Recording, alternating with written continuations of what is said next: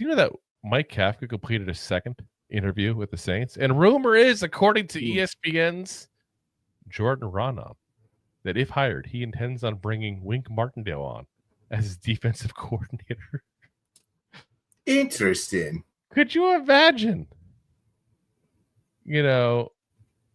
doing having the Mike Kafka, Wink Martindale duo, and imagine if they were actually successful?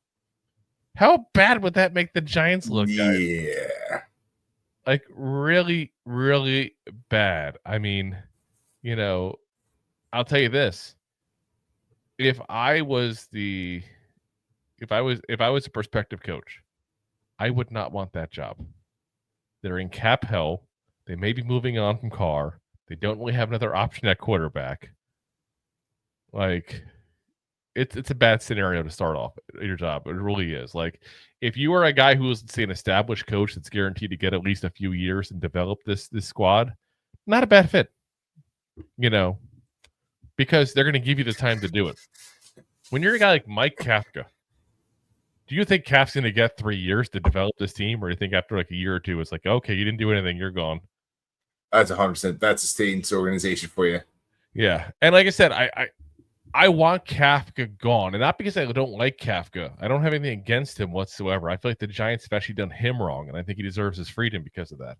But when it boils down to it, you still want to put yourself in the right position, because you typically get one chance in the NFL to be a head coach. Maybe two if you're lucky. Sometimes you get twice. Yeah. And then you go back to the Commanders and you look really good. And if that's your one shot, that's a bad scenario for your one shot to be in. Absolutely. Now, you could also sit there and say, though, that he would take it potentially because of the fact that who else is going to offer him that gig, the head coaching job? Yeah. Let's be honest here, guys. He is the offensive coordinator for the worst offense in the entire league. And I know Daboll calls the play and Daboll calls the shots. Your still job is offensive coordinator for the most uncoordinated offense in the NFL. That's not a good look when you go to a job interview. Like, what was your last job? What is your major accomplishments? Well, we had the worst offense in the league last year. Yeah. How'd you improve that? Well, for the worst. So, I just don't know. And I'm still shocked he's getting interviews, to be honest with you guys. But he got a couple guys they're looking at ahead, and I think they're probably ahead of Kafka on their wish list there, so to speak. You got ex-Cowboys coach Mike McCarthy, Eagles offensive coordinator Kellen Moore, also going to go in for an interview as well. So, we'll see what happens. But I think they kind of keep Kafka around as a, it's just in case. Maybe we can't get these guys, and this is our backup plan. Yeah. The backup to the backup. To the backup. Well, I'm just saying, like, again, no disrespect to Kafka. Like I said, we've talked about it before. I don't think Kafka is the bigger problem in the offense, but unfortunately, he's associated with it. That stench goes on to him there, Yeah. But it should be like a candle to stop the stench or something. But that's a whole separate topic of the day. The biggest issue is going to be is that look at Kellen Moore, successful now with the Eagles, got a lot of praise for his work in Dallas, was an OC also in the Chargers, and obviously didn't have the best time there per se, but that goes on to the head coach more than him, I think, at that point there. But had success at least at 2 out of 3 spots he's been at as an offensive coordinator. And then you got Mike McCarthy, who took the Cowboys to playoffs multiple times. 12 in McCarthy.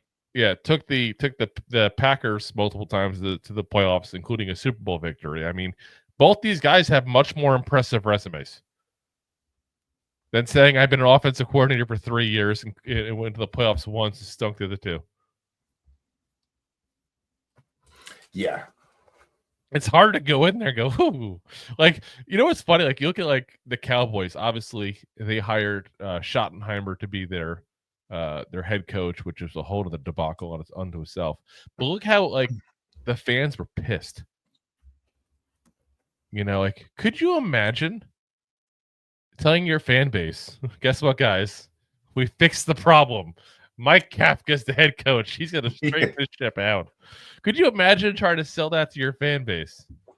We hired the offensive coordinator for the worst offense in the entire league to lead our entire team. We thought he deserved a promotion. Yeah. Hey, you thought our offense was inept last year? Wait, do we got an answer for you? But like I said, imagine for a minute, though, if that happens. And Kafka and Martindale succeed there. How bad did the Giants look then? How bad does Brian Daboll look? I was about to say, he and Chain are definitely out of a job. You know, I mean, Like, you got this year, you got Barkley going to the Super Bowl after they let him go and basically talked like he was, washed up. And then the next year, you'd have that. I'm just saying the PR department's going to be working some overtime, it seems like to me. They work hard for the money. And like I said, so hard for the money. I joke around about it being a hard sell for the Saints. I actually think that Kafka is a good offensive mind. I think the issue is Daboll getting in his way nonstop.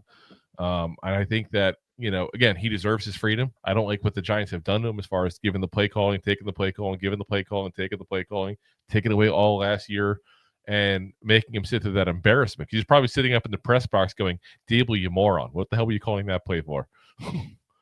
Yeah.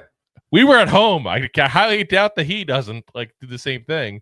I don't front and try to say that we know more than the coaches in the NFL. They know more. So if we're sitting there going, what the hell are you doing, Daboll? You don't think he is? Yeah. So you're sitting there like, really? You gotta run there? Like, that's okay. Yeah. So like I said, I root for the guy. I do. I will not root for Wink Martindale. I think he's probably a schmuck because you look at that and the fact that he had issues in Baltimore the same exact way. He never held a job more than a couple of years in the NFL, basically at all. Had one year as a defensive coordinator for the Broncos. And that's it. Got mutually let go with both the Ravens and the Giants. Now 1 year with Michigan. Like, look at his resume, guys. He doesn't hold a job long usually. And I know guys move around as they're trying to move up. He's past the moving up time period. Like, his only spot to move up would be a head coaching job. He just moves around. That tells me issues. Yeah. It's like that person's always got a new job. Yeah. It's like the Yannick Ngakoue of defensive coordinators. Oh. Yeah, I went there. You did. I did, because there's got to be something wrong with him, too. He's been to a new team every single year, and sometimes 2 a year. Yeah. So he's had, seven teams in the last 3 years, it feels like? It's like that Dennis Leary song. Which song? He's an... Oh. I wasn't really a Dennis Leary guy, so I don't know. I know more Adam Sandler songs. It's the only one I know. It's fantastic. If you like that clip, then you will love the full episodes too. Find us on your favorite podcast app and look for us on all your favorite social media platforms. Thanks so much. Please, I'm begging you. Please subscribe.